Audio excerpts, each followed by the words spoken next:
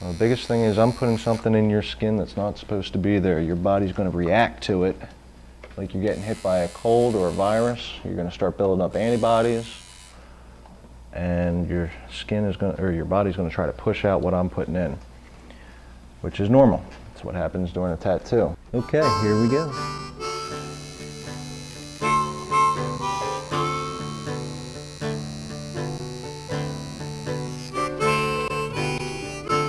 How'd that feel? Sucked, didn't it? No, you know, it's the anticipation that kills me. Sure is. As a young child, I saw a lot of people walking around the street with tattoos. It just interested me. I had no idea what it was. I've always been an artistic kid. When other kids were playing outside, I was usually inside drawing. Always wanted to be in special effects and animation. I went to school for it. Went to school for about 12 years, fine arts. And one day, I just kind of got fed up with it, fed up with doing my job, and so I gathered up all my drawings and I walked into a tattoo studio.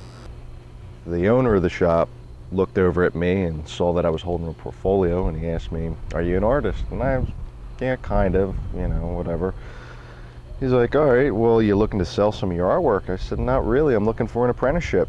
Okay, and he said, "Nah, I'm not going to take on any apprentice. Every time I teach somebody, they always screw me over, but I'll take a look at what you have anyway." So he peeled his gloves off, got up in front of all these people that were in the studio, sat me down in a lobby, opened up my portfolio, was asking me all kinds of questions. He said, "Give me 1 second." He went back in his back office, got his wife. She came out, took a look, and they both looked at me and said, do you teach art?" I said, "I could." He's like, "Good. Teach me how to draw and I'll teach you how to run a machine." Cool idea. I've done my fair share of putting tattoos on people's asses. It's not very fun.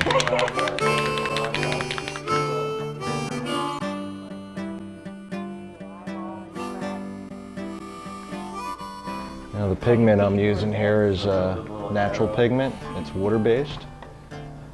Back in the day, maybe even 15 years ago, they would use phosphorus and lead in the ink. Basically chemicals that are poisonous. Nowadays you can't do that anymore. The process is probably the safest it has ever been.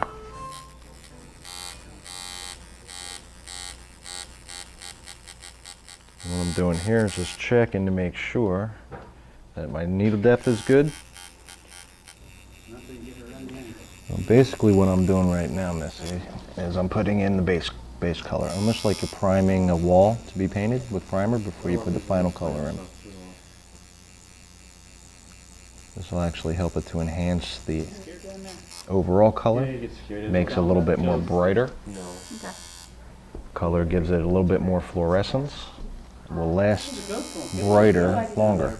If you're a respecting tattoo artist and you enjoy what you do, you should be well educated as to what you're doing to somebody and the blood and materials that happen during the process. You should always go through a bloodborne pathogens course at least twice a year. Adult CPR, which I do twice a year, and first aid, adult first aid.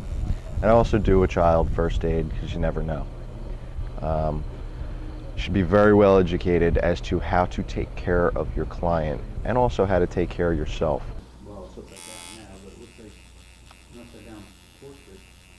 The scene really changed when a lot of us artists started coming out of college, bringing that fine art quality to the tattooing business. You can really do some high-end, high-quality tattoos, portraits and landscapes. We're really bridging the gap between a fine art oil painting on canvas and skin. The blood. There's a little more blood than I'm used to seeing on my other tattoos. And why is that? Well, yeah, I'm happy that you've asked, because a lot of tattoo artists don't realize that when they line the tattoo and do the black and gray, they go and do the color work with the same needle depth. They don't change it up. with any color work, it's a little bit more susceptible to be absorbed by the human body a little bit more than the black lining or the gray wash shading.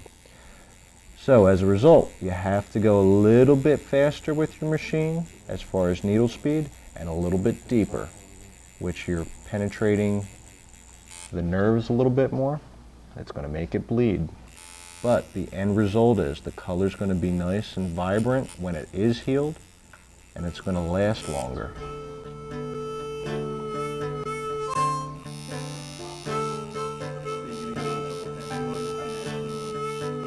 What kind of people get tattoos? I'd have to say every walk of life gets a tattoo, but for different reasons.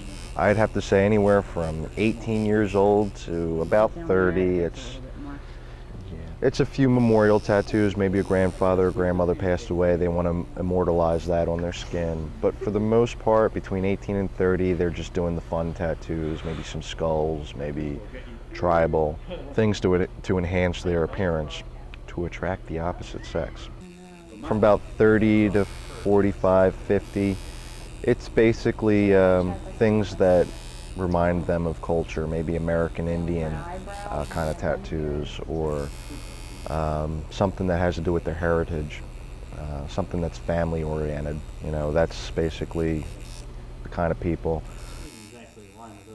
I'd have to say pretty much everybody I've met through tattooing, who I've tattooed, are decent. You do run into some people who have a questionable lifestyle, but you can't be judgmental, as long as they don't judge me. As soon as they judge me, then it's all over with. It's like a stippling effect. Yeah, because it comes right off. So that's the idea. That is the idea. But you want to use what color? Like a mint green. If you get a tattoo that you regret, laser removal, you're looking at about $7,000 to $8,000 for about 4 sittings of a laser burning your skin. And that's a lot of money for anybody. I don't care who you are. There's great artists out there that do really good cover-ups. They cover up an older tattoo or a tattoo that you don't want with another tattoo. I tattoo a lot of young people, and they don't necessarily have the maturity to know what is acceptable and what is not. Most younger people want just more of a shock value. I want everybody to know that regardless of what the field of tattooing is today and what it means to people, it is still a subject where somebody will stereotype you. I decline a lot of tattoos to younger people because they want a skull on their neck or a pot leaf on their hand, and I refuse to do that because that is going to put them in a position where they won't be able to get a job someday. I mean, this is a permanent procedure. The ink I put in your body will be there for the rest of your life.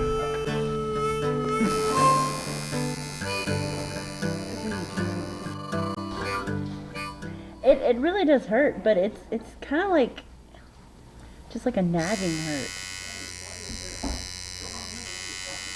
And like it's more than worth it to see something that started out as nothing become like a beautiful piece of artwork, you know? It's just awesome.